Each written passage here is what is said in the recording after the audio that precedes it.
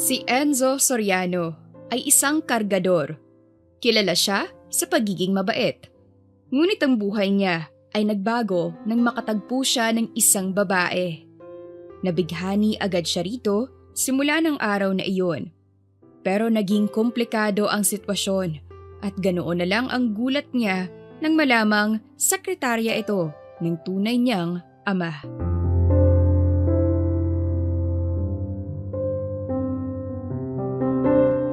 Magandang araw mga ka-Dear Selin! Bago ko simulan ang kwento natin ngayong araw, huwag kalimutang bisitahin ang ating website na talesofsiren.com or i-download ang ating Tales of Siren app sa Google Play Store at Apple Store. Madilim pa lang ay gumayak na agad si Enzo para pumasok bilang kargador sa isang bigasan sa kanilang bayan. Bilang tumatayong ina't ama ng kanyang dalawang nakababatang kapatid, responsibilidad niya ang mga ito sa lahat ng bagay. Namatay na kasi ang mga magulang nila ilang taon na ang nakalipas. Kaya naman, magmula noon, si Enzo na ang naging magulang ng mga ito. At nangako siya sa mga magulang niya na gagawin niya ang lahat, mapagtapos lang ng pag-aaral ang mga ito. Kuya, kailan ka po magbibigay ng pangbayad para sa picture ko? Maya-maya pa'y tanong ni Ethan sa kanya. Ang sumunod sa kanya na magtatapos na ng ika-10 baitang. Magkano ba yan, Ethan? Nakangiting tanong ni Enzo sa kapatid. 400, Kuya Enzo. Natutop ni Enzo ang mga labi niya nang marinig iyon sa kapatid.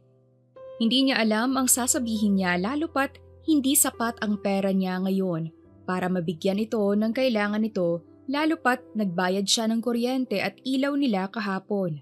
Isama pa ang utang niya. Mariing nilunok ni Enzo ang pagkaing nasa bibig niya bago ngumiti.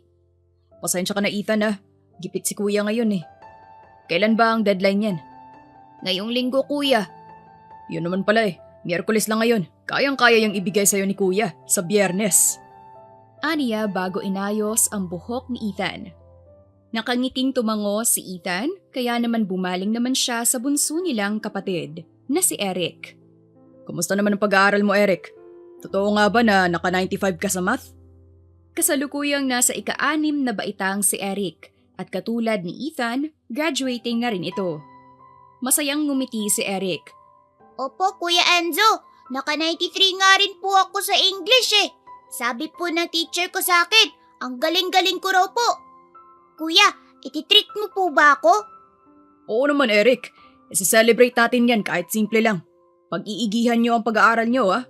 Tandaan nyo, huwag nyong gawin iyan dahil sa akin. Gawin nyo yan para sa pangarap nyo. Nandito lang ako para sa inyong dalawa. Wala man sina mama at papa. Pero nandito naman ako para sa inyo.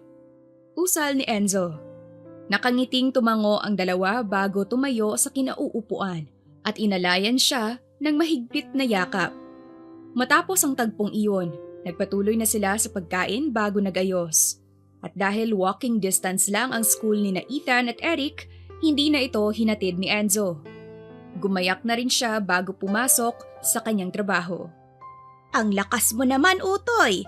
Kayang-kaya mong buhatin itong 2 kabang bigas. Nakangiting puri ng isang matandang babae kay Enzo nang ihatid niya sa sasakyan ang binili nitong bigas. Nasanay lang po, ma'am. Tugon ni Enzo rito. Nangingiting umiling ang matanda bago ito dumukot ng 100 piso sa pitaka nito at inabot sa kanya. Masaya iyong kinuha ni Enzo at nagpasalamat dito bago nagpaalam. Normal na sa kanya ang makatanggap ng tip. Sa katunayan, hindi naman siya nanghihingi ng bayad kapag nagbubuhat siya. Sadyang may mga tao lang talagang nagkukusang magbigay sa kanya. Enzo, gusto mong punasan ko yung pawis sa katawan mo? Mukhang kailangan mo yata. Kagatlabing habol sa kanya ng baklang may-ari ng kabilang bigasan. Pumasok ka na sa akin, dodoblehin ko bayad ng amo mo sa'yo. Anito pa. Pero imbes na pansinin ito, tuloy-tuloy lang siya sa paglalakad. Binabalewala na lang ni Enzo ang mga ganoong bagay. Malimit siyang mapansin ng mga tao. Ayaw man niyang ipagkaila pero may hitsura siya. Minsan nga pinagkakamalan pa siyang mayaman kasi hindi raw bagay ang hitsura niya bilang isang kargador. Dapat daw ay sa opisina siya nagtatrabaho, naka-aircon at hindi pinagpapawisan. Kinikilig ka, Enzo?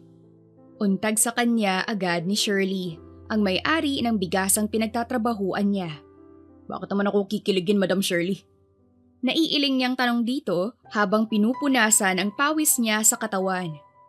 Asus, ayaw mo bang pumasok sa kanya? Dodoblehin daw niya. Madam, doblehin o triplehin man niya. Hindi ko pa rin po tatanggapin ang alok niya. Baka bastusin niya lang ako. Huwag na. Mariing tanggi agad ni Enzo sa amo. Magsyota ka na kasi, Enzo. Ilang taon ka na ba? 27 po. 27? Malapit na mawala sa kalendaryo ang edad mo. Dapat maghanap ka na ng babaeng mamahalin mo. Sayang naman yung kagwapuhan mo kung mananatili kang single. May irereto ako. Baka magustuhan mo. Marahas na nagpakawala ng hangin sa bibig si Enzo bago ngumiti. Madam, wala po akong panahon para magkaroon ng nobya. Gusto ko po munang unahin ang mga kapatid ko kaysa sa babae. Anong mapapala ako kung magkasyota ako? Baka ma-stress lang po ako, madam. At isa pa, hindi naman po minamadali ang pag-ibig. Kahit 50 na ako maging handa. Tsaka ako magsasyota. Pero sa ngayon, hindi po muna yan ang prioridad ko.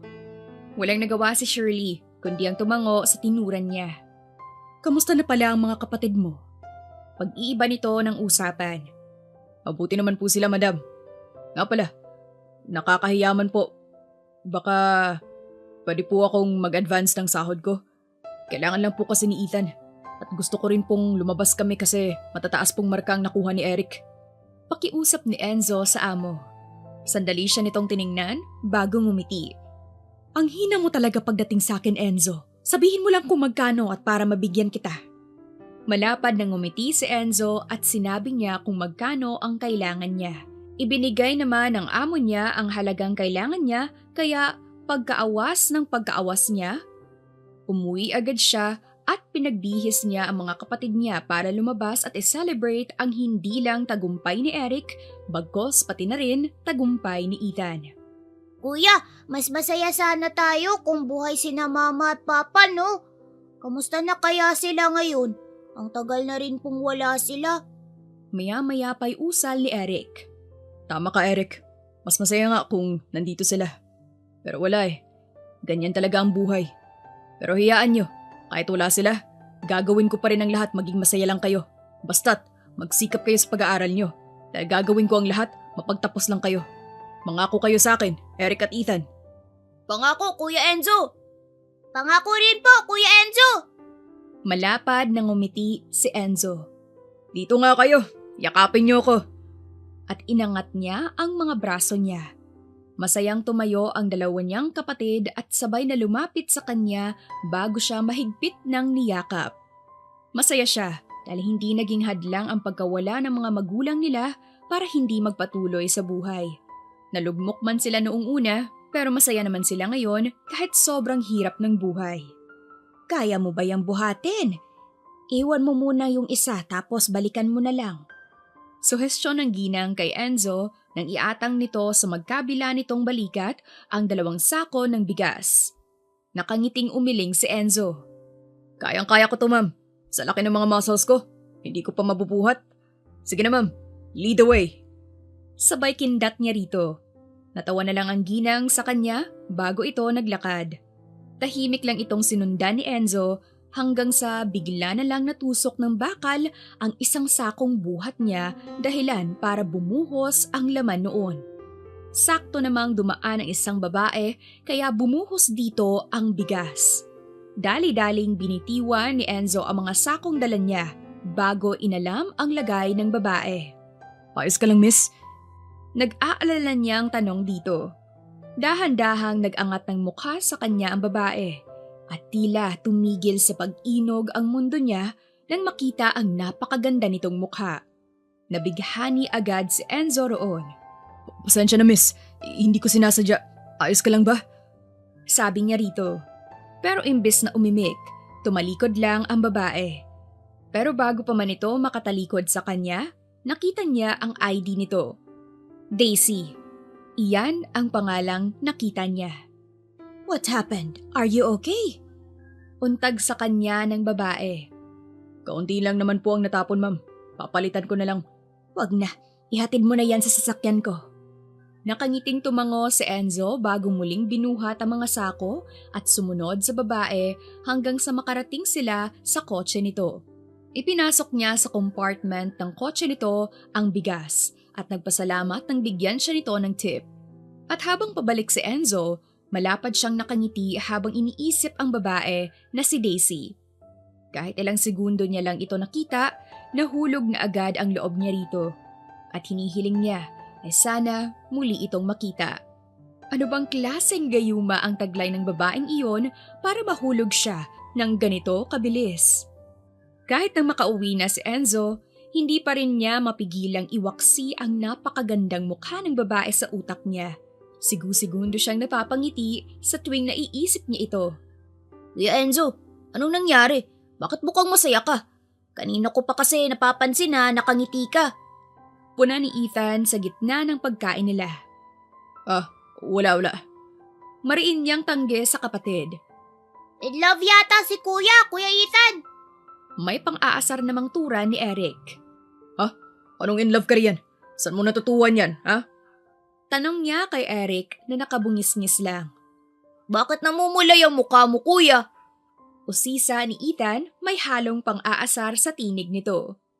Mabilis na tumalikod si Enzo sa kanyang mga kapatid upang itago ang hiyang nararamdaman niya ng sandaling iyon. Tama naman si Ethan at ramdam iyon ni Enzo. Nagtutulungan niyo ba akong dalawa, ha? Kung gayon, wala kayong baon bukas. Madiin niyang pagbabanta at dali-daling nagtatakbo para layuan ang mga ito. Hindi niya alam, pero nang marinig niya ang tinura ni Eric, hindi niya mapigilan ang kiligin. Mas lumakas tuloy lalo ang nararamdaman niya para kay Daisy at desidido siyang muling makita ito at nang makilala kahit papano. Lumipas pa ang ilang araw. Hindi na nawala sa isipan ni Enzo ang babae. Walang segundo itong hindi rumihistro sa utak niya. Kaya bahagya na iyong nakaapekto sa pagtatrabaho niya at pagiging magulang ni na Ethan at Eric. Pauwi na si Enzo sa kanilang bahay nang biglang huminto ang isang puting van sa harap niya. Nang bumukas iyon, lumabas ang ilang lalaki at puwersahan siyang ipinasok sa loob. Dahil sa bilis ng pangyayari, hindi na nakapalagpas si Enzo. Nang maipasok siya sa loob, mabilis na humarurot ang van palayo. Anong ginagawa niyo? Sino kayo? Wala akong pera. Wala kayong mapapala sa akin. Pababain niyo ako. Nakikiusap ako. Kailangan ako ng mga kapatid ko. May mapapala kami sa'yo. Ngisi ng isang lalaki bago idinikit ang panyong hawak sa ilong niya. Nalanghap ni Enzo ang matapang na amoy na nanggagaling sa panyo hanggang sa unti-unti na siyang manghina at tuluyang nawalan ng malay. Nang magising si Enzo, nakita niya ang sarili sa loob ng hindi pamilyar na lugar. Dahan-dahan siyang umupo sa kinahihigaang sofa at iginala ang kanyang mga mata sa buong lugar. Maganda ang naturang kinalalagyan niya at halatang pangmayaman. Mabuti naman at nagising ka na. Anang isang boses. Mabilis itong binalingan ni Enzo at napatayo siya nang makita ang isang lalaki habang nakasandal ito sa lamesa. Kung susumahin, mga nasa 50 na ang edad nito. Sino ka? Anong ginagawa ko rito? Nagtataka niyang tanong at niyakap ang sarili bago naglakad palapit sa lalaki. Nang makalapit siya rito, nakangiti nitong hinubad ang suot na coat at ito mismo ang nagpatong sa balikat ni Enzo kaya bahagyang nawala ang lamig na nararamdaman niya. Hindi ka ba sanay sa malamig, anak? Tanong nito na ikinagulantang ni Enzo. Anak, ano pong sinasabi niyo? Sino po ba kay ako ang ama mo, Enzo? Anito. Natatawang umiling si Enzo at kahit nilalamig, ibinagsak niya ang coat nito. Posible po. Patay na po ang papa ko ilang taon na ang nakakalipas. Di niyo po ako malilinlang. Alis na po ako. Kailangan po ako ng mga kapatid ko. Tumalikod na si Enzo rito at nakakaisang hakbang pa lang siya nang bigla itong magsalita. Ampon ka lang ng mga kinikilala mong mga magulang, Enzo. Ako, ang tunay mong ama. Mahabang kwento. Pero papaikliin ko na lang para sa'yo. May nabuntis akong isang babae noon. Siya ang ina mo. Hindi niya sinabi sa akin na nabuntis ko siya. Ilang taon niyang inilihim yon sa akin hanggang sa Nalaman ko mula sa kanya ilang buwan lang ang nakakalipas ang totoo. Enzo, ibinigay ka niya sa mga magulang mo dahil hindi kanya kayang alagaan. And now, kailangan kita. Marahang humarap si Enzo rito. Anong sinasabi mo? Anong ampon ako? Imposibleng maging ampon ako. Di yan totoo. Di ako maniniwala sa'yo hanggat hindi ko nalalaman sa mga magulang ko. Madiin niyang asik dito. Paano mo malalaman? Patay na sila. Tumalikod ito at lumapit sa lamesa nito. Hinila nito ang drawer at may kinuha roon bago lumapit sa kanya. Hindi pa ba ito ang patunay na nagsasabi ako ng totoo? At inangat nito ang kamay nitong may hawak na litrato. Nakakunot noo iyong kinuha ni Enzo at nang makita niya, halos mahulog ang mga mata niya nang makita ang mama at papa niya. At karga nila ang isang sanggol. Nang makita pa lang ito ni Enzo, alam na niya agad sa sarili na siya iyon. Imposible. Paano ko nagkaroon nito? Naiiling niyang tanong sa lalaki. Ibinigay iyan sa akin ng mismong ina mo, Enzo. Maniwala ka sa akin, please. Matagal na kitang pinapahanap at ngayong nandito ka na. Ayoko nang mawala ka pa sa akin. Lalo pat may gusto akong sabihin sa iyo, anak. Enzo, makinig ka sa akin. Hindi pa rin kumbinsido si Enzo ng sandaling iyon. Nagdududa pa rin siya magpahanggang ngayon. Anong sasabihin mo sa akin? Sabay lunok niya. Anak, may sakit ako. Tinaningan na ng doktor ang buhay ko. Mayroon na lamang akong 3 buwan para mabuhay. At sinabi ko sa sarili ko na hindi ko hahayaan na hindi kita mahanap dahil gusto kong ibigay sa iyo ang lahat ng ari-arian ko. Itong kumpanyang kinatatayuan mo, ibibigay ko na ito sa iyo, anak. Yung bahay, mga lupain at ibang negosyo ay ililipat ko na sa pangalan mo. Anak, gusto kong bumawi sa iyo. Gusto kong ipamana sa iyo ang lahat para bago ako mawala sa mundo. Maranasan mo naman ang pakiramdam kung paano maging maginhawa sa buhay. Napatiim si Enzo nang marinig iyon. Hindi niya maproseso iyon sa kanyang utak. Pakiwari rin niya ay nalunok niya ang kanyang dila sapagkat hindi siya makapagsalita. Sigurado ka po ba na ako ang anak niyo? Sigurado po ba kayo na ibibigay niyo ang kayamanan niyo sa isang taong hindi niyo naman lubusang kilala? Naluluhang tanong ni Enzo rito. Ngumiti ito. Enzo, hindi ko na kailangang siguraduhin na anak kita. Dahil nakikita ko pa lang ang mukha mo, parang nananalamin na ako. Anak kita, Enzo. Kaya umaasa ako na Hindi na nito natapos ang iba pang sasabihin nang biglang may kumatok ng ilang beses sa pinto. At nang bumukas iyon, pumasok ang isang babae dala ang ilang paper bag. Naiiling na yumuko si Enzo at inisip ang sinabi nito sa kanya. Eto na po yung pinapabili niyo, Sir Lawrence. At ipinatong ng babae ang mga paper bag sa desk. Thanks, Daisy. Nang marinig iyon, mabilis pa sa takbo ng pinakamabilis na hayop na nag-angat ng mukha si Enzo at tiningnan ang mukha ng babae. At ganoon na lamang ang gulat ni Enzo nang mamukhaan ito. Hindi siya maaaring magkamali dahil ito si Daisy, ang babaeng ilang araw na niyang iniisip. Daisy? Usal ni Enzo bago dali-daling lumapit dito. Bumakas naman ang gulat sa mukha ni Daisy nang makita siya. Ikaw? Ikaw ang anak ni Sir Lawrence? Nakaawang nitong tanong. Mabilis na tumango si Enzo. Anong ginagawa mo rito, Daisy? Tanong niya. Enzo, sekretarya ko si Daisy. Magkakilala kayo? Nagkita na po kami sa bayan noon. Natapunan ko po siya ng bigas. Tugon ni Enzo. Pasensya na, Daisy. Hindi ko sinasadya yung... Tapos na po yun, Sir Enzo. Hindi naman po ako nasaktan. Nakangiting wika ni Daisy kahit bahagyang kinakabahan ang dibdib niya. Sigurado ka ba? Hindi ka kasi umimik ng araw na yun eh. Hindi ko tuloy nalaman kung maayos ka ba o hindi. Pero salamat naman at maayos ka. Nakangiting tumango si Daisy. It's good na magkakilala na agad kayo. Daisy, from now on, si Enzo na ang magiging boss mo. Siya na ang hahawak ng Natividad Prime Estates. Opo, Sir Lawrence. And welcome po, Sir Enzo. Tango ni Daisy bago ito nagpaalam sa mag-ama. Anak, ayoko sanang tanggihan mo ko. Kung hindi ko ipapamana sa iyo ang kayamanan ko, kanino ko ibibigay? Lumunok si Enzo. Wala po ba kayong asawa o anak? Tanong niya sa ama. Mabilis itong tumango. Wala na anak. Nagkaroon ako ng asawa noon pero hindi nag-work ang marriage namin. Kaya naghiwalay kami. And from then on, hindi na ako nag-asawa pa. Sagot niya. Yung totoo ko pong ina, nasan po siya? Bumuntong hininga ito bago ipinatong ang palad sa balikat niya. Namatay na siya dahil sa sakit na breast cancer, anak. Bago siya namatay, sinabi niya muna sa akin ang totoo.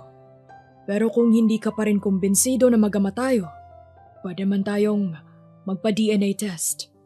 Hindi na po. Tanggi ni Enzo. Malinaw na po sa akin ang lahat. Pwede ko po ba kayong tawaging papa? Oo naman, Enzo. Sa katunayan, matagal ko nang pinapangarap na matawag niyan. Imbis na magsalita pa, inisang hakbang ni Enzo ang ama niya bago ito mahigpit na niyakap. Naramdaman din niya ang mahigpit na pagyakap nito sa kanya. At maya-maya pa, parehong rumagasa ang luha sa kanilang mga mata. Ilang sandali pa ang nakakalipas, hilam silang humiwalay sa isa't isa. Salamat, anak, at tinanggap mo pa ako. Salamat at binigyan mo pa ako ng maraming lakas para magpatuloy. Wala po yun, Papa. Huwag po kayong mag-alala. Malay niyo po, mas magtagal pa po kayo. Nandito lang po ako, Papa. Masayang lintan niya ni Enzo at muling inalaya ng mahigpit na yakap ang ama. Nga pala, mag-hire ako ng coach para sa'yo, anak. Alam kong galing ka sa simpleng buhay at ngayong nandito ka na, kailangan mo nang matuto. Kailangan mong matuto kung paano mag-handle ng mga sitwasyon at kung paano magbihis ng maayos. Pwede po bang si Daisy na lang ang maging coach ko? Gulat na pinagmasdan siya ng ama niya. Bakit naman si Daisy? Gusto mong siya ang maging coach mo kasi gusto mo siya? May halong pang-aasar na tanong ng ama niya. Ngumisi si Enzo. Paano kung sabihin ko pong opo? Magagalit po ba kayo sa akin na mahal ko ang sekretarya niyo? Anak, mawawala na ako sa mundo. Pagbabawalan pa ba kita? Kung gusto mo, tutulungan pa kita kay Daisy. Sa lahat ng naging sekretarya ko, si Daisy lang ang nagtagal sa akin. Mabait siya, anak. And I think bagay kayong dalawa. Salamat po, Papa. Nga po pala, kailangan kong umuwi para sa mga kapatid ko. Don't worry, nandito na sila. Nang ipakuha kita, pinakuha ko na rin sila. Nga pala, gusto ko lang ibigay ito sa'yo. Kinuha nito ang mga paper bag sa lamesa at inabot sa kanya. Kinuha iyon ni Enzo at tiningnan ang loob. Mga damit iyon at mukhang mamahalin pa. Maraming salamat po rito, Papa. Basta ikaw, anak. Isusuot mo na ba yan? May banyo rito.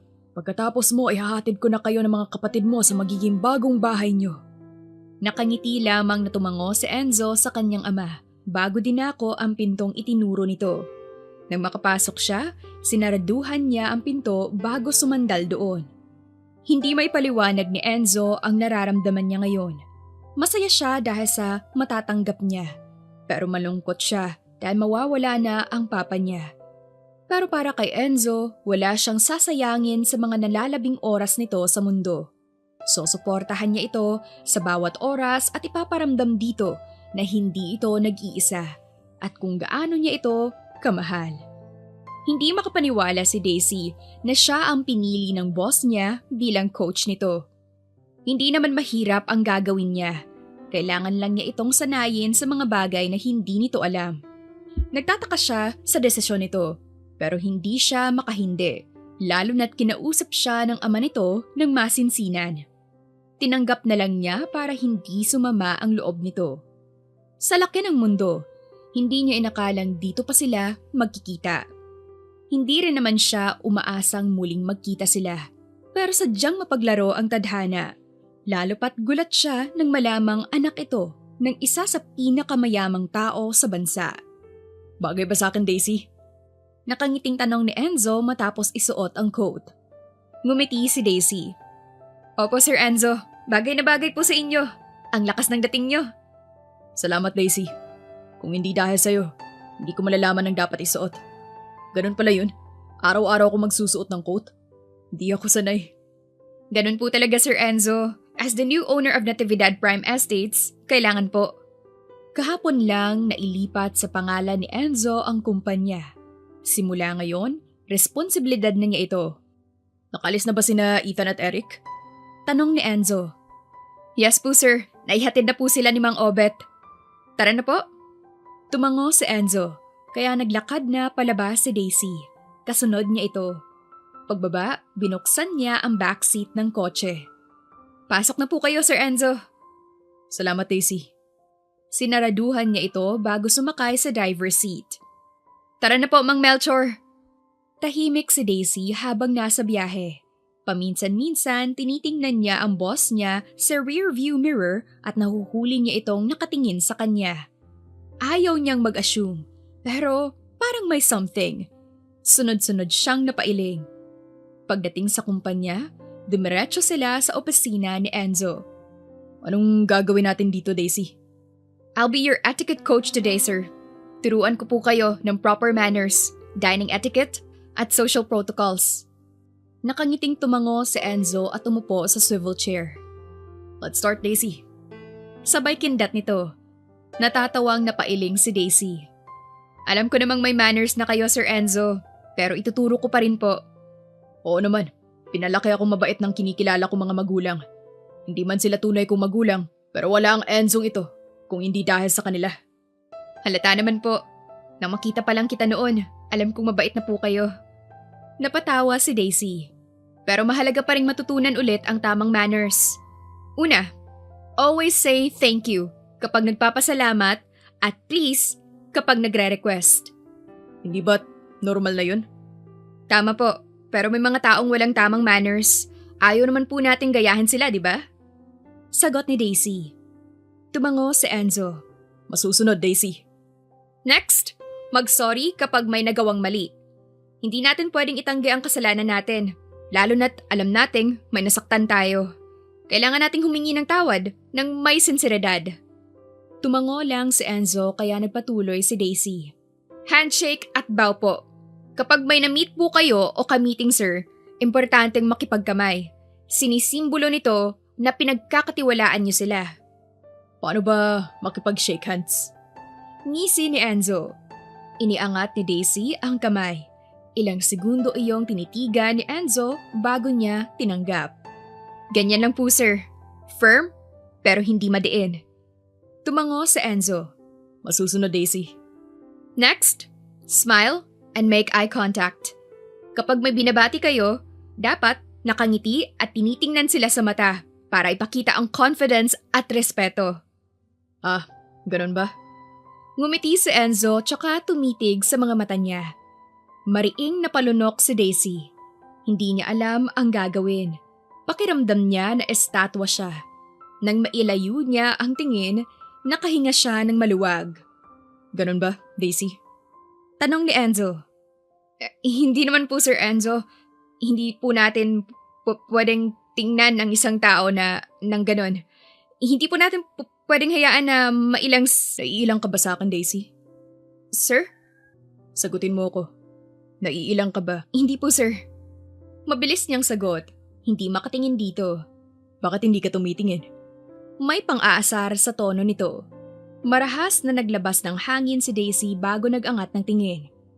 Let's continue, sir. Tumango si Enzo, kaya napatuloy siya. Pagkatapos ng proper etiquette, sinunod niya ang table manners. Madaling turuan ng boss niya, pero minsan inaasar siya nito. Ipinagsawalang bahala na lamang iyon ni Daisy. Hindi niya gustong sirain ang responsibilidad niya rito, lalo na ang tiwala ng ama nito. Kumusta na, Daisy? Natigilan si Daisy at nag-angat ng mukha. Agad siyang napatayo nang makita ang ama ng boss niya. Okay lang naman po, Sir Lawrence. Kayo po. Hinihintay na lang kung kailan ako kukunin ng Diyos. Pakiramdam ko, araw-araw akong nanghihina. Tatagan niyo lang po, sir. Malay niyo, magkaroon ng himala. Pinagdarasal ko rin po kayo. Salamat, Daisy. Kamusta naman ang anak ko? Maayos ba siyang CEO? Paano ang coaching mo sa kanya? Bumuntong hininga si Daisy. Okay lang po si Sir Enzo.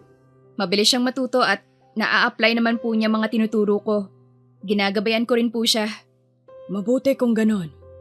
Daisy, kapag nawala na ako, ikaw nang bahala kay Enzo ha. Ikaw ang mas may alam sa inyong dalawa. Mabait siyang bata. Opo sir, alam ko po. Hindi naman po sakit sa ulo si Sir Enzo. Nakikinig po siya kahit minsan parang may saltik siya. What? Wala po sir. Mabilis niyang tanggi. Natatawa itong umiling. How's your love life, Daisy? Love life po? Sir naman, wala po akong boyfriend. Wala po akong panahon riyan kasi priority ko po ang pamilya ko. Tsaka na po yan kapag guminhawa ng buhay ko. Kung gusto mo, pwede ka maging marketing director. Alam kong marketing management ang tinapos mo. Wala na akong karapatan since pag-aari na ito ni Enzo. Pero I can talk to him. Ano sa tingin mo? Nagulat si Daisy sa alok. Pakiramdam niya ay nalunok niya ang dila niya at hindi makapagsalita. Sir Lawrence, bakit po? Anong dahilan niyo para ilipat ako sa mas mataas na posisyon? Ngumiti ito. Gusto kitang tulungan na mas guminhawa ang buhay mo. At gusto kong manatili kang nasa tabi ng anak ko. Kailangan ka niya. Hindi niya kakayanin ang trabahong ito ng mag-isa. Hindi agad na proseso ni Daisy ang narinig. Kahit hindi naman sabihin, responsibilidad niyang suportahan ng boss niya. Pero bakit parang biglaan ito? Sir Lawrence, hindi ko na po kailangang lumipat. Kontento na po ako bilang sekretarya ni Sir Enzo. Nakangiti niyang sagot. Kung yan ang gusto mo, hindi na kita pipilitin pa. Ang mahalaga, huwag mong iwan ang anak ko. He needs you. Tumango si Daisy. Matagal pa silang nag-usap bago ito nagpaalam. Nang umalis si Sir Lawrence, ibinagsak ni Daisy ang sarili sa upuan. Malalim ang iniisip. Lumipas pa ang araw, linggo at buwan. Nangyari na ang kinakatakutan ni Enzo. Dahil sa sakit ng ama niya, binawian na ito ng buhay. Lugmok na lugmok si Enzo. Wala siyang gana kahit na ilibing na ang ama niya. Hindi niya matanggap ang nangyari rito sapagkat kaunting panahon lang ito nakasama niya. Ako na pong magdadala niyan, Manang Ellen. Pukaw ni Daisy sa kasambahay ng boss niya nang makita niyang lumabas ito ng kusina habang may dalang tray na may lamang pagkain. Alam niyang para sa boss niya iyon. Tumango ang matanda bago inabot sa kanya ang tray kaya pumanhik na siya sa ikalawang palapag. Nang makarating sa silid ng boss niya, pinihit niya ang seradura ngunit hindi iyon bumukas. Sir Enzo, dala ko na po ang pagkain niyo. Kaninang umaga pa po kayong hindi kumakain. Katok niya sa pinto. Pero walang sumasagot sa kanya mula sa loob kahit alam niyang nandoon iyon. Tahimik lang ito. Marahas na napakawala ng hangin sa bibig si Daisy bago tumalikod. Alam niyang malungkot pa rin ito at patuloy na dinadamdam ang pagkawala ng ama nito kaya naiintindihan niya ang boss niya. Ngunit nang hahakbang na siya, bigla niyang narinig na bumukas ang pinto ng silid. Dahan-dahang humarap si Daisy at nakita niya ang boss niya. Malungkot ang mukha nito. Sir, kailangan niyo pong kumain. Wala akong gana, Daisy. Ibalik mo na lang yan sa baba at magpahinga ka na rin. Kaninang umaga mo pa ako inaasikaso. Gabi na at alam kong pagod ka na. Umiling si Daisy. Hindi po ako magpapahinga hanggat hindi ka kumakain.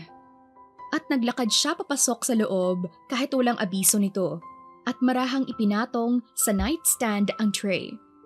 Naiiling na sumunod si Enzo rito bago umupo sa kama. Hindi mo ko kailangang alalahanin, Daisy. Lumunok si Daisy bago humarap dito. Nangako po ako kay Sir Lawrence na kapag nawala siya, aalagaan po kita. Ayokong sirain ang pangakong yun, Sir Enzo. Hanggat kaya ko, patuloy lang ako mananatili sa tabi mo. Bulalas ni Daisy. Sige na po sir, kumain na po kayo. Di ko kaya, Daisy. Segundo kong iniisip si Papa. Paano ako makakalunok? Dismayado ko sa sarili ko kasi kaunting panahon ko lang siya nakasama. Di pa pala sapat yung ilang buwan na nakasama ko siya. Bakit? Bakit kailangan pong mangyari yun sa kanya? At tumulo ang luha sa magkabilang mata nito. Nahabag agad si Daisy sa boss niya kaya umupo siya sa tabi nito. Sir Enzo, naiintindihan kita at valid po yung nararamdaman mo ngayon. Hindi ko pa man po nararanasang mawala ng pamilya, Pero alam kong sobrang sakit po niyan. Kaya kung anong nararamdaman mo ngayon, ilabas mo lang po. Huwag mong kimkimin kasi mas masasaktan ka lang.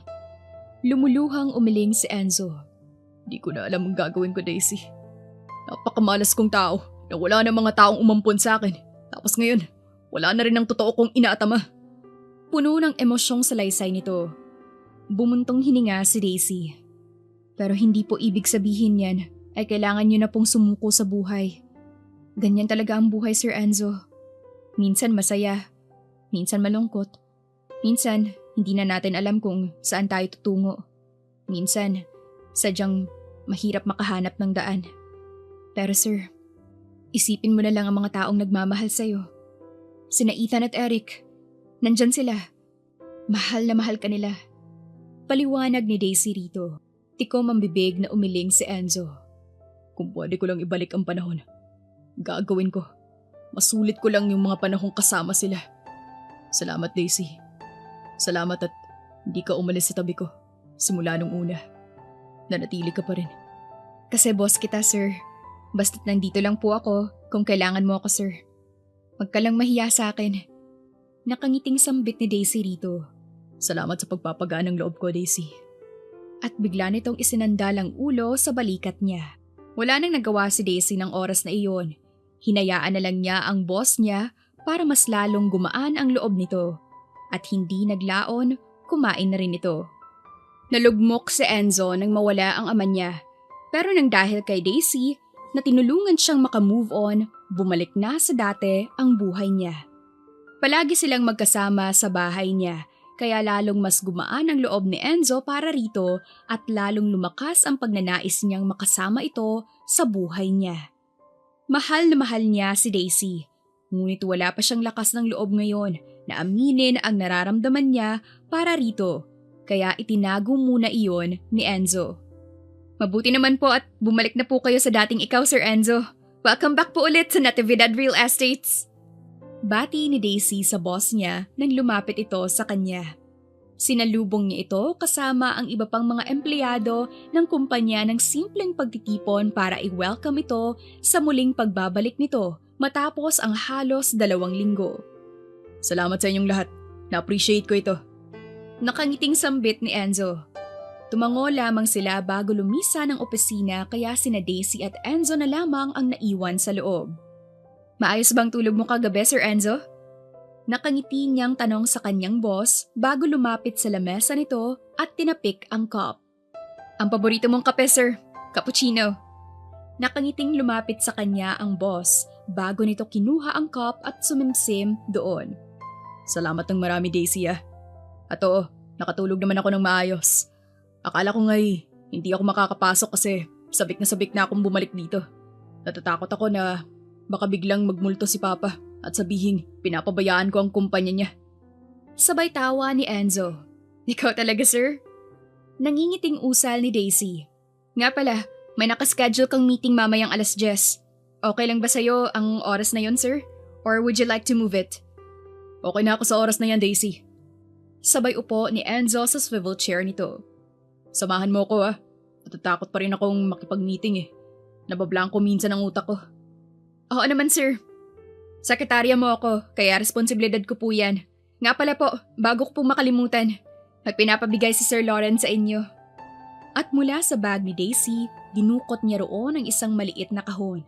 Marahan niyang ipinatong sa harap ng boss niya. Bago siya mawala, humingi siya ng pabor sa akin na ibigayan sa'yo kapag naging maayos ka na. Aniya pa. Nangungunot ang noong binuksan ni Enzo ang kahon at natutop na lamang niya ang mga labi nang makita ang isang gold na kwintas sa loob. Galing pa raw yan sa ama ng lolo niya, na pinasa sa ama niya at ipinasa sa kanya. At ngayon, gusto niyang ipasa yan sa'yo. Pinapasabi rin niya po na ingatan mo yan para may pasa mo naman po sa magiging anak mo. Salaysay ni Daisy. Malapad na napangiti si Enzo ng sandaling iyon nang maisip niya ang papa niya. Sumagi na naman ito sa utak niya, ngunit imbes na maging malungkot, naging masaya pa siya dahil may iniwan itong alaala nito sa kanya. Pwede mo bang isuot ito sa akin, Daisy? Tanong nito kapag kwan. Tumango si Daisy bago marahang kinuha sa kahon ang kwintas. Pumwesto siya sa likod nito at isinuot dito iyon. Bagay pala sa iyo ang gold, sir. Salamat, Daisy. Iingatan at aalagaan ko to. Iisipin ko na si Papa ito. Napangiti na lang si Daisy ng sandaling iyon. Sa lahat yata ng lalaking nakilala niya, si Enzo ang pinakamabait at buo ang puso. Hindi naging hadlang dito ang pagiging mag-amo nila upang hindi siya nito tratuhin ng tama. Parang magkapantay lang sila. Kahit ang totoo ay malayo ang agwat ng mga buhay nila. Pero sa maraming araw na kasama niya ang boss niya sa iisang bubong, lubusan nang napalapit ang loob ni Daisy rito hanggang sa isang araw natagpuan na lamang niya ang kanyang sarili na mahal na niya ito. Mabilis ang nangyari pero alam ni Daisy na totoo ang nararamdaman niya para rito. Pero dahil sa takot, mas pinili niyang ilihim ang pagmamahal niya rito. At isa pa, hindi sila talo sapagkat sekretarya lang siya nito at CEO ang boss niya. Anong laban niya rito? Nang sumapit ang 10:00, pumunta na sila sa conference room para sa meeting. Magkatabi silang dalawa, tahimik lang na nakikinig si Enzo habang si Daisy ay pasimpleng tinitingnan nito sa mga mata nito. Talagang ang napakagwapo nito. Halos perpekto na ito. Hindi na rin siya nagulat kung bakit maganda ang pangangatawan nito dahil kargador ito. Pero nang isipin ni Daisy ang naging pagbabago nito sa buhay, hindi niya mapigilan ang mapangiti. Mula sa pagiging mahirap at kargador, ngayon ay mayaman na ito. Bilyonaryo pa. Nagmamay-ari ng malalaking kumpanya at iba't iba pang mga negosyo. Nakakatuwa lang isipin na kahit nagbago na ang buhay nito, nanatili pa rin itong humble. Kailanmay hindi lumaki ang ulo nito. Iyan ang isa sa mga nagustuhan ni Daisy rito. Sino bang hindi magugustuhan ng boss niya? Ideal man na ito ng mga babae kung tutuusin. Pero siya, mahal man niya ito, mas pinipili niyang itikom ang bibig niya kahit maganda ang relasyon nila bilang mag-amo. Ayaw lang ni Daisy na magalit ito at masira ang tiwala sa kanya. Matapos ang meeting, inaya siya ni Enzo na mag-lunch sa labas. At dahil magaan naman ang trabaho ni Daisy, pumayag na siya. Dinala siya ng boss niya sa isang mamahaling restaurant at pinaghila pa siya nito ng upuan bago sila umorder ng kanilang kakainin. Salamat sa ibinigay mo sa aking libro, Daisy. Nakatulong yun sa akin kanina sa meeting. Napangiti si Daisy nang marinig iyon sa boss niya. Ilang linggo na rin ang nakakalipas nang bigyan niya ito ng libro kung saan pwede nitong pag-aralan ng mga basic English. At laking pasalamat niya dahil pinag-aralan talaga nito iyon. Ang galing mo nga kanina eh. Really? I'm good. Nahihiyang usal ni Enzo sabay kamot sa batok. Yes sir, you did great. Pero konting aral pa po, mapaperfect mo na yan. Believe nga ako sa'yo sir eh. Talagang gusto mong matuto. Oo naman. Hindi kasi ako nakapagtapos ng high school kaya desidido talaga akong makapag-aral. Sa tagal na simula nang mag-aral ako, nakalimutan ko na yung mga pinag-aralan ko. Hindi naman ito mangyayari kung hindi dahil sa'yo, Daisy. Hindi lang kita secretary. You're my coach. And I'm so thankful to you. I'm thankful to you too, sir. Because you believe in me. Nakangiting tugon ni Daisy rito. Tumikhim si Enzo. Daisy, sa lahat ng mga ginagawa mo sa akin, alam kong kulang pa ang pasasalamat ko. May kailangan ka ba? Magsabi ka lang, Daisy. Umiling si Daisy. Wala po, sir. Sapat na sa akin na makita kang masaya. Gumuhit ang ngiti sa mga labi ni Enzo nung sandaling iyon, bago diretsyong tumingin sa mga mata nito. Daisy, may gusto lang akong... Hindi na natapos ni Enzo ang kanyang sasabihin nang biglang dumating ang waiter dala ang order nila. Napailing na lang si Enzo at hindi na itinuloy ang sasabihin niya dahil nakaramdam siya ng hiya. Kumain na lang sila ni Daisy habang patuloy pa ring binabagabag si Enzo. Kung hindi lang dumating ang waiter, nasabi na niya sana ang nararamdaman niya para kay Daisy. Ngayon, umurong na tuloy ang dila niya sa hiya. Ate ganda! Natigilan na lamang si Daisy sa kanyang ginagawa nang marinig ang boses na iyon. Nang mag-angat siya ng mukha, sumilay ang ngiti sa mga labi niya nang makita si Eric. Nagtatakbo ito palapit sa kanya bago siya niyakap. Oh, ikaw pala yan, Eric! Anong ginagawa mo rito? Tanong niya rito nang humiwalay ito sa kanya. Sumama po ako kay Kuya Enzo kasi gusto kitang makita. Namimiss na po kita, ate ganda. Di ka po umattend sa graduation namin ni Kuya Ethan. Nag-promise ka po sa akin, di ba? At ngumuso ito. Sorry na, Eric. Naging busy kasi ako kahapon kaya hindi ako naka-attend. Hayaan mo, babawi na lang ako sa susunod. Malapad na ngumiti si Eric. Okay lang po, ate ganda. Masaya nga po ako ngayon kasi nakita ko po ulit kayo. Namiss ko po yung pagtuturo niyo sa akin. Masayang lintanya nito habang nagniningning ang mga mata. Talaga ba, Eric? Sige, hayaan mo. Tuturuan ulit kita kapag nakapunta ulit ako sa bahay niyo. Congratulations nga pala sa inyong dalawa ng Kuya Ethan mo. Pagbutihin niyo ang pag-aaral niyo, ha? Huwag maglolo ko. Nako. Ngumuso si Eric. Opo, ate ganda. Sinabi na rin po sa amin yan ni Kuya Enzo. Ikaw po, magpahinga ka po. Oo naman, Eric. Hindi ko naman yan kinakalimutan. Tsaka na yung regalo ko sa inyong dalawa, ha? Hindi ko na kasi naasikaso nitong mga araw. Babawi talaga ako, Eric. Okay lang po yun, ate ganda. Basta't makita ko lang po kayo, masaya na po ako. At sa ikalawang pagkakataon, muli siyang niyakap ni Eric. Walang nagawa si Daisy kundi tanggapin ang yakap ni Eric sa kanya. Sa kanilang dalawa ni Ethan, si Eric talaga ang pinaka-sweet. Sobrang gaan ang loob niya rito, kaya hindi na rin siya nagulat kung bakit ganoon niya tratuhin si Eric. Parang kapatid na niya kasi ito. Sandali pang nanatili si Eric bago ito umalis. Sakto namang pag-alis nito ay muling bumukas ang pinto at sa pagkakataong iyon, bumungad ang boss niya sa kanya. Good morning, Sir Enzo. Ano pong may paglilingkod ko? Nakangiting sa lubong ni Daisy rito. Ngumiti ito bago naglakad palapit sa kanya. Gusto lang sana kitang ayain para sa simpleng selebrasyon ni na Ethan at Eric bukas. Gusto ka nilang makasama, Daisy. Ayaw ko naman sana silang biguin. Anito habang matamang nakatingin sa mga mata niya. Oo naman, Sir Enzo. Sasama po ako. Gusto ko rin pong makabawi sa kanila kasi hindi ako dumalo sa graduation nila. Kaya alam kong nagtatampo sila sa akin. Saan po ba gaganapin? Sa resort na ipinamana sa akin ni Papa. Tayong 4 lang ang magkakasama, Daisy. Hindi na ako nag-imbita kasi gusto kong maging quality time natin iyon kasama silang dalawa. Sa sobrang tutok natin sa trabaho, hindi na rin natin napagpapahinga ang mga sarili natin. Kaya deserve nating huminto at mag-enjoy kahit papaano. Tama ka, sir.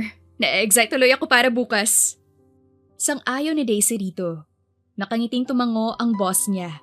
Ilang sandali pa silang nag-usap bago ito nagpaalam sa kanya kaya nakangiting nagpatuloy si Daisy sa kanyang pagtatrabaho. Ngunit habang abala, narinig na naman niyang bumukas ang pinto. At parang may hula siya kung sino ito. Ethan, ikaw ba yan? Aniya na hindi tumitingin sa pinto. Pero walang umimik sa kanya. Napakunot noo si Daisy ng oras na iyon bago tuluyang nag-angat ng mukha at mabilis pa sa 4:00 na napatayo siya sa kinauupuan nang makita ang isang babae. Matalim ang tingin nito sa kanya habang naglalakad papalapit sa kanya. Hindi niya ito kilala. Wala siyang ideya kung sino ang babae sapagkat ito ang unang pagkakataon na makita niya ito rito sa kumpanya sa loob ng ilang taon niyang pagtatrabaho rito. Are you Daisy? Madiing tanong sa kanya ng babae habang matalim pa rin ang tingin sa kanya. Lumunok siya. Ako nga, anong kailangan mo? At bakit mo ko Hindi na nagawa pang matapos ni Daisy ang kanyang sasabihin nang biglang galit na sumingit ang babae sa kanya. Kinabukasan, hindi na alam ni Enzo kung ilang beses niyang tinawagan ang numero ni Daisy. Simula nang magising siya, tinawagan na niya ito at ngayong nasa resort na sila ng mga kapatid niya, tinatawagan pa rin niya ito pero hindi man lang ito nag-atubiling sumagot sa kanya. Lubusan na siyang nag-aalala para kay Daisy. Lalo pat bigla na lang itong nagpaalam sa kanya kahapon na masama raw ang pakilasa nito. Nagmamadali ito kaya takang-taka at alalang-alala na siya para rito. Hindi niya alam kung saan hahagilapin si Daisy ngayon kaya tanging pagtawag at mag-text lamang ang nagagawa niya ngayon pero kahit anong gawin niya, wala talaga. Kuya, wala pa po ba si Ate Ganda? Sabi niya po, pupunta siya. Malungkot na sambit ni Eric. Sinabi ko sa kanya, Eric. At hindi ako sigurado kung anong nangyayari sa kanya ngayon. Nag-aalala na rin ako para sa kanya. Sunod-sunod na lang na napamura si Enzo dahil sa gigil. Magtatanghalian na, ngunit hindi man lang ito sumipot. Ni text o tawag ay wala siyang natanggap mula rito. Maya-maya pa, biglang naalala ni Enzo si Mang Melchor. Alam niyang ito ang naghahatid kay Daisy sa bahay nito, kaya dali-dali niya itong tinawagan at nang sumagot ito, inutusan niya itong pumunta sa bahay ni na Daisy at alamin ang lagay nito. Hinintay niya ang tawag nito at nang tumawag na si Mang Melchor, wala siyang natanggap na magandang balita rito. Wala raw si Daisy sa bahay nila at nakakapagtaka at hindi rin alam ng pamilya nito kung nasaan si Daisy. Ano bang nangyayari roon? Alalang-alala na siya rito. Akala ni Enzo ay magpapakita rin ito pagkatapos ng araw. Ngunit nagkamali siya dahil lumipas na ang araw at linggo, walang nagpakitang Daisy sa kanya. Dahil doon, nag-hire na si Enzo para maghanap kay Daisy. Kapag mahal mo ang isang tao, gagawin mo ang lahat para sa kanya. Minsan na iyang sinabi ng papa niya sa kanya at pinanghahawakan na iyan ni Enzo. Mahal na mahal niya si Daisy at gagawin niyang lahat mahanap lang ito. At kapag nakita na niya muli si Daisy, ipapaalam na niya rito kung gaano niya ito kamahal. Hinding-hindi na niya ito papakawalan pa kahit kailan. Ngumiti ka naman, Enzo. Ilang linggo ka nang nakasimangot dyan. Pumapangat ka tuloy. May halong pang-aasar na wika ni Trixie, anak ng isa sa mga investor sa kumpanya. Hindi ako ngingiti hanggat hindi ko nakikita si Daisy. Iling niya rito.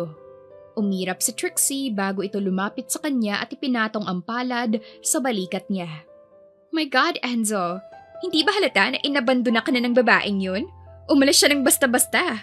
Hindi ba obvious na ayaw niyang… Di aalis ng basta-basta si Daisy nang walang dahilan, Trixie. Madiing putol ni Enzo rito. He ghosted you, Enzo. Bakit hinahanap mo pa ang nanggo-ghost sa'yo? Ako na lang, Enzo. Mas better ako sa babaeng yun. At mas maganda pa. Biglang inilapit ni Trixie ang mukha sa mukha niya. Nang akmang hahalikan na siya nito, mabilis itong itinulak ni Enzo dahilan para mapaupo ito sa sahig. Anong ginagawa mo, Trixie? Nababaliw ka na ba? Si Daisy lang ang mahal ko at wala nang iba. Gusto mo bang sabihin ko ito sa ama mo? Asik ni Enzo rito.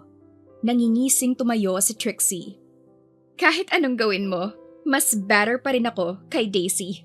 She's so cheap, Enzo. Umalis! Hindi na natapos ni Enzo ang kanyang sasabihin nang biglang mag-ingay ang cellphone niya. Kinuha niya iyon at tiningnan ang tumatawag at bigla na lang siyang nabuhaya nang makilala kung sino iyon. Dali-dali siyang lumabas ng opisina niya bago sinagot ang tawag. Nahanap na namin si Daisy, boss. Nandito siya sa Laguna, sa kamag-anak niya. Bumakas agad ang kasiyahan ni Enzo nang marinig iyon. Ipadala mo sa akin ang address. Pupunta agad ako. Tugon niya bago pinatay ang tawag. Makalipas ang ilang segundo, nakatanggap siya ng mensahe sa leader ng hinahire niya para maghanap sa mahal niya. Address iyon. Dali-daling tumakbo si Enzo patungo sa elevator at nang makapasok, tinawagan niya agad si Mang Melchor para may driver siya patungo sa Laguna. Sa wakas, makakapiling na rin niya ang mahal niya at hindi na niya sasayangin ang pagkakataon ngayon. Aamin na siya. At kung mahal mo talaga siya, aamin ka. Pagtatapos ng lola ni Daisy sa mahaba nitong paliwanag. Marahas na nagpakawala ng hangin sa bibig si Daisy habang patuloy na binubunutan ng puting buhok ang kanyang lola. Mahal ko siya, lola. Pero sa tingin ko'y wala akong karapatang mahalin siya dahil sa layo ng agwat ng buhay namin. Anong laban ko sa kanya, lola? At anong laban ko sa babaitang yun? Umiling ang lola niya. May laban ka sa babaitang yon, apo. Mabait sa'yo yung tao at malapit pa. Hindi ba't mas lamang ka sa kanya? Lola, ayoko na po yung pag-usapan. Pumunta po ako rito sa Laguna hindi para dalhin ang iniwan ko na sa syudad. Ayoko rin po ng gulo, lola. Kaysa madawit pa ako riyan. Ako na lang ang umalis. Ako na lang ang nag-adjust para sa kapakanan ko. Tugon ni Daisy. Umiling na naman ang lola niya, pero sa pagkakataong iyon ay iniharap na nito ang ulo sa kanya at diretsyong tiningnan ang mga mata niya. Apo, hanggang kailan mo ililihim kay Enzo ang pagmamahal mo sa kanya? Bakit? Bakit hindi ka umamin? Malay mo, mahal ka rin niya. Tapos kapag naging kayo, ipaglalaban ka niya kahit kanino. Kahit sa babaita pang yun. Isipin mo rin yung puso mo, Daisy. Baka masaktan ka lang kapag hindi mo nasabi ang tunay mong nararamdaman. Lumunok si Daisy. Mas gugustuhin ko na lang pong masaktan kaysa madamay ang pamilya ko, Lola. Mas matimbang pa rin sila sa akin kaysa sa nararamdaman ko. Sambit niya at nagpatuloy sa ginagawa. Hindi na umimik ang lola niya.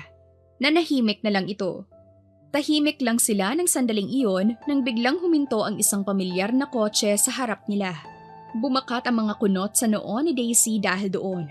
At nang lumabas ang nasa loob, nagulantang siya sa kanyang nakita. Sir Enzo? Usal niya. Siya na ba si Enzo, Apo? Nanginginig ang mga labi ni Daisy ng oras na iyon habang nakatanaw sa boss niyang nakatingin sa kanya. Hindi niya alam ang gagawin niya. Mamaya pa, tumakbo si Enzo palapit sa kanya at mahigpit siyang niyakap.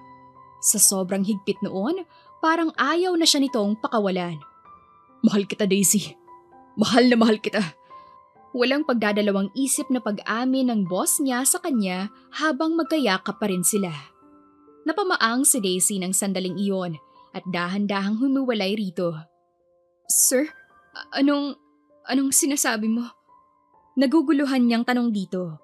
Tumikhim si Enzo bago nito sinapo ang mga kamay niya. Mahal kita. Matagal na. Wala lang akong lakas ng loob na umamin sa'yo. Dahil natatakot ako, Daisy. Iniisip ko, paano kung hindi mo ko mahal? Paano kung hindi mo ko tanggapin? Daisy, simula nang makita kita noong una pa lang, minahal na kita. Hinahanap-hanap kita at laking tuwa ko nang makita kita sa kumpanya ni Papa. Dahil sa pagmamahal ko sa'yo, nirequest ko sa kanya na ikaw na lang ang maging coach ko dahil gusto kong mapalapit tayo sa isa't isa. Mahal kita, Daisy. Nang bigla kang mawala, ikaw lang palagi ang laman ng isip ko. Nag-alala ako ng sobra sa'yo, Daisy. Hindi ko na alam ang gagawin ko kasi natatakot na ako para sa'yo. Pero ngayon, napawi ang takot ko. Dahil sa wakas, nakita na rin kita. Mahal na mahal kita, Daisy.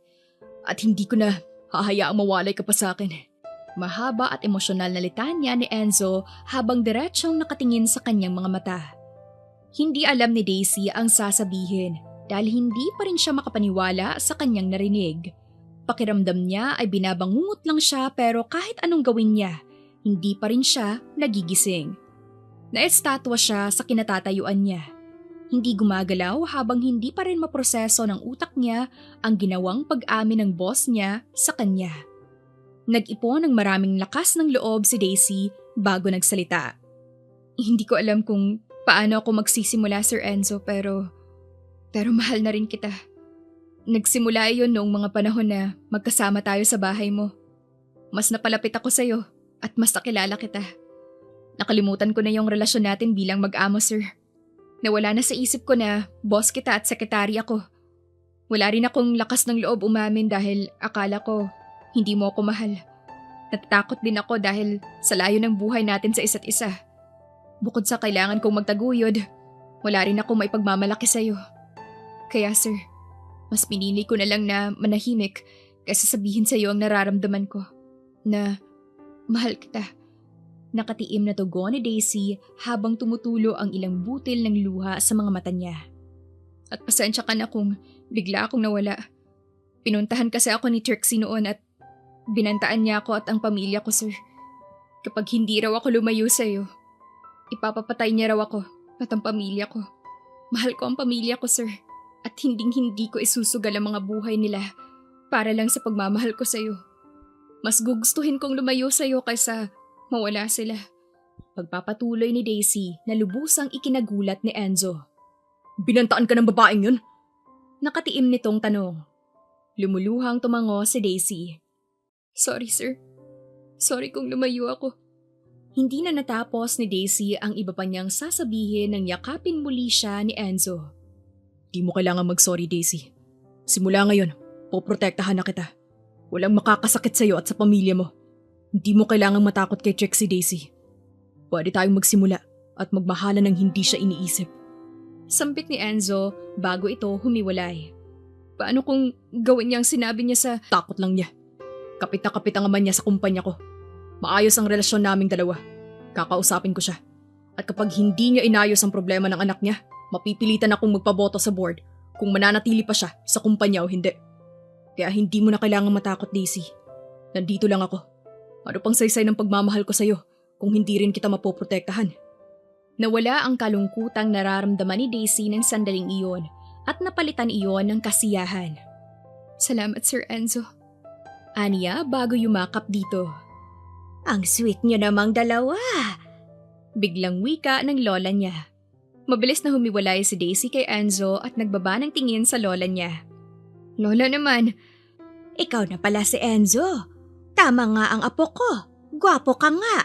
Alam mo bang ikaw lang ang bukang bibig niyan sa akin? Lola! Talaga po? Lumuhod si Enzo sa harap nito. Pumapayag po ba kayong mahalin ko ang apo niyo? Pangako po, iingatan ko po siya. Abay, oo naman. Basta makita kong masaya ang apo ko, masaya na rin ako. Basta't panghawakan mo lang ang pangako mong yan, Enzo. Sambit ng lola ni Daisy. Nakangiting tumango si Enzo bago tumayo. Makakaasa po kayo. Aniya bago bumaling kay Daisy. Tinatanggap mo ba ako sa buhay mo, Daisy? Tanong niya. Mariing lumunok si Daisy bago tumango. Hindi na ito hinintay ni Enzo na makapagsalita. Niyakap niya agad ito bago siniil ng matamis na halik sa mga labi nito.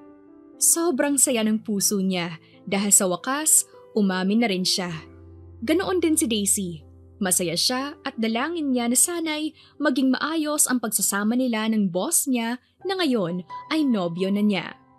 Ipinaglaban ni Enzo si Daisy kay Trixie. Ipinaalam niya sa ama nito ang ginawa nito. At ang huli na lang niyang balita kay Trixie ay nasa Amerika na ito. Dahil doon, wala nang naging hadlang sa pag-iibigan nilang dalawa. Nawala na ang takot na nararamdaman ni Daisy at napalitan iyon ng kasiyahan. Sa loob ng ilang araw na magkasama bilang magkarelasyon, walang ibang ipinaramdam si Enzo sa kanya kundi ang pagmamahal nito. Ganoon din siya, ipinaramdam niya kung gaano niya ito kamahal. Walang pinagsisisihan si Daisy sa naging desisyon niya. Tinanggap niya si Enzo sa buhay niya ng buo sa gitna ng kanyang takot at pag-aalangan. Ngayon, mas lalo pang sumaya ang buhay niya. Pabili po ng bigas! Nakangiting sambit ni Enzo nang bisitahin niya ang bigasang pinagtatrabahuan niya noon. Ilang kilo? Tanong ni Cheryl na hindi bumabaling sa dalawa. Natatawang napailing si Enzo ng sandaling iyon habang si Daisy naman ay nakapulupot ang braso sa braso nito. Papakyawin ko na po lahat. Tugon ni Enzo. Nakakunot noong bumaling sa kanila si Cheryl at halos mahulog ang mga mata nito nang makita siya. Dali-dali itong tumayo sa kinauupuan at nagtatakbo palapit sa kanya bago siya mahigpit na niyakap. Enzo, ikaw na ba yan? Diyos ko, ang laki-laki na ng pinagbago mo. Mas lalo kang gumwapo. Kailan lang palagi kang nakahubad, ngayon mamahalin na ang suot mo. Wika nito nung humiwalay kay Enzo. Kamusta ka naman, Madam Cheryl? Nakangiting tanong ni Enzo rito. Anong madam? Nahihiya naman ako sa'yo, Enzo. Tinatawag mo pa rin ako niyan kahit may-ari ka na ng malaking kumpanya rito sa Pinas. Bumuntong hininga si Enzo. Madam naman, di naman yun mababago ang magandang relasyon ko sa iyo. Kahit ako pang magmamay-ari ng pinakamalaking kumpanya sa buong mundo, hindi pa rin ako magbabago. Malaki ang utang na loob ko sa iyo, Madam Cheryl. Kapag walang-wala ako, palagi mo akong tinutulungan. Kaya walang rason para magbago ako. Ako pa rin ang Enzo na kilala mo, na noon ay kayang bumuhat ng 2 kabang bigas. Ngayon yata, ay isa na lang. Sabay halakhak ni Enzo. Natawa sina Daisy at Cheryl dahil doon. Pero nagpapasalamat ako sa iyo kasi hindi ka pa rin nakalimot sa akin. Nalungkot nga ako na magpaalam kang aalis ka na. Pero masaya naman ako ngayon dahil nakita kong successful ka na. Nga pala, sino yung kasama mo? at turo nito kay Daisy.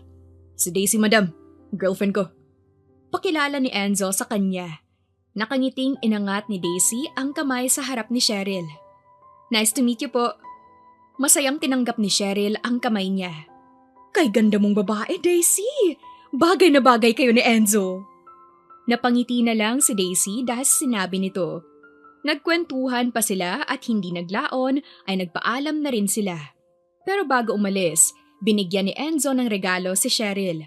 Malaki ang parte nito sa buhay niya, kaya bumawi siya dito. Dinalaw nilang dalawa ang mga kinikilalang magulang ni Enzo simula bata pa lang, bago sila nagtungo sa libingan ng mga tunay nitong magulang. Hindi na rin sila nagtagal. Madilim na ang kalangitan kaya umalis na sila at bumalik sa kumpanya bago pa man bumuhos ang malakas na ulan. Nagpabili ka ng cake?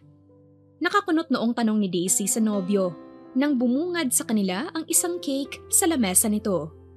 Umiling si Enzo. Hindi mahal. Kanino kaya galing to? Anito bago nilapitan ang cake. Wala namang nakalagay na pangalan. Wag! Baka trap yan. Baka gamitin yan para isabotahe ka. Huwag mo yung kakainin, Enzo. Suway niya nang buksan nito ang cake. Imbis na makinig, dinot-dot ni Enzo ang daliri nito roon at isinubo ang icing. Relax lang, mahal. Mukha namang masarap eh. Kuha lang ako ng platito at para makain natin.